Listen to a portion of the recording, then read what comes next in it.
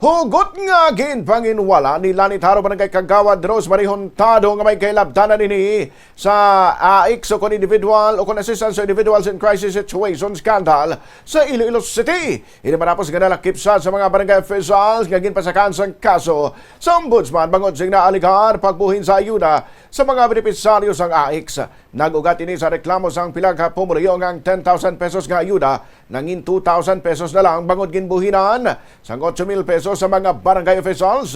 Sa interview sang Bombo Radio kay Juntado, iyagin pahayag nga wala gini sang ideya angot sa reklamo bangod wala man sa venue. Sang ginpatigayon ang pagpanagtag suno sa iyalain maning nga committee chairmanship sa barangay gani wala man sa sanksyon sang cash aid distribution.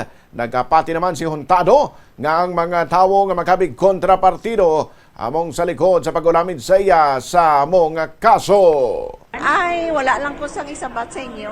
Hindi ko, wala ko sang isabat. Ato na to yung sa ombudsman. Wala ko na yung idea.